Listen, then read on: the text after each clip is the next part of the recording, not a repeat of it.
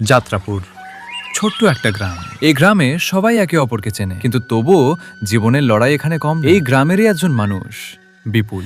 বিপুল যাত্রাপুর বাজারে কাঁচামালের ব্যবসা করে। প্রতিদিনের মতো সেদিনও ভোরে সে বের হয়েছিল, কাঁধে তার বড় বস্তা। সেদিন তার মনে একটু বেশি আশা ছিল, কারণ আজ ভালো বিক্রি হলে সে তার ছেলের স্কুলের বকেয়া টাকাটা দিতে পারবে। বাজারে সেদিন ভিড় ছিল, লোকজন আসছে যাচ্ছে, দরদাম করছে। বিপুল তার জিনিসগুলো সাজিয়ে বসেছিল। ঠিক তখনই একজন অচেনা লোক এসে দাঁড়ালো। সব মাল একসাথে নিব, দাম একটু কমাও, লোকটা বলল।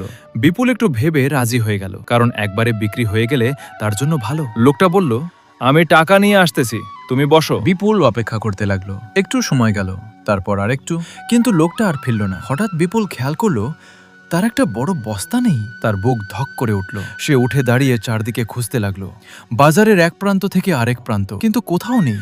ধীরে ধীরে তার পা থেমে গেল।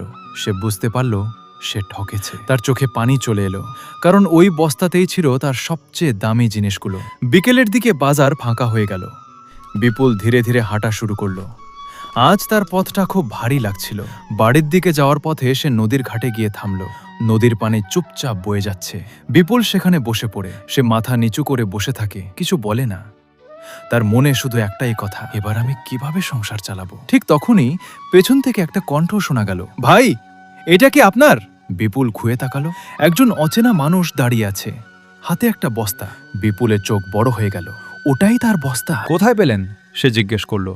লোকটা বলল, একজন লোক এটা নিয়ে যাচ্ছিল, সন্দেহ হয়েছিল, আমি ডাক দিতেই বস্তা ফেলে দৌড় দিল। বিপুল কিছুক্ষণ চুপ করে রইল।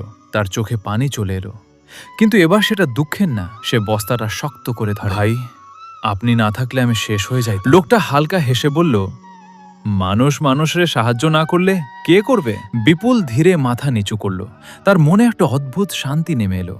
ফিরে যাওয়ার পথে তার মনে হচ্ছিল আজ সে শুধু তার মাল ফেরত পায়নি, সে তার বিশ্বাসটাও ফিরে পেয়েছে। বাড়িতে পৌঁছাতেই তার ছেলে দৌড়ে এসে জড়িয়ে ধরে বলল, বাবা! বিপুল তাকে বুকে টেনে নেয়। আজ তার চোখে ক্লান্তি আছে, কিন্তু ভয় নেই। রাতে নদীর ধারে দাঁড়িয়ে সে আকাশের দিকে তাকায়। তারার আলো, নদীর শব্দ, সব মিলিয়ে এক শান্ত মুহূর্ত। সে ধীরে বলে, মানুষ হয়তো নিরাশ করে, কিন্তু আল্লাহ কখনো কাউকে নিরাশ করেন। তিনি ঠিকই ফিরিয়ে দেন যা হারিয়ে যায়।